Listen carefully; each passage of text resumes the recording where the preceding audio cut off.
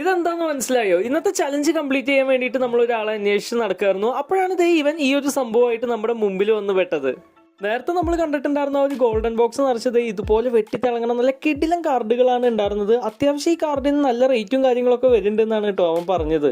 Silver, gold, rainbow അങ്ങനെ പല പ്രത്യേക തരം കാർഡ്സ് ഒക്കെ ഉണ്ട്. അതിൽ ഈ ബ്ലാക്ക് കാർഡും അത്യാവശ്യം പോപ്പുലർ ആണെന്നൊക്കെ അവൻ പറഞ്ഞു. അപ്പോൾ അവൻ്റെ മോതിരം കണ്ടപ്പോൾ എനിക്ക് കുറച്ച് ക്യൂട്ടായിട്ട് തോന്നി.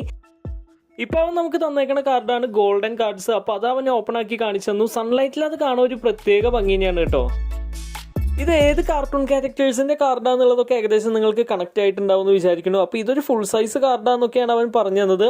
അങ്ങനെ ആ കാർഡ്സ് ഒക്കെ കണ്ട് സമയം പോയത് അറിഞ്ഞില്ല. നമ്മുടെ ചലഞ്ച് നമ്മൾ സ്റ്റാർട്ട് ചെയ്യാൻ വേണ്ടി ഇതുപോലെ ബുക്ക് കൊടുത്തപ്പോൾ ഇതുപോലൊരു സ്ക്രിബിളാണ് അവൻ നമുക്ക് വേണ്ടിയിട്ട് ക്രിയേറ്റ് ചെയ്ത് തന്നത്.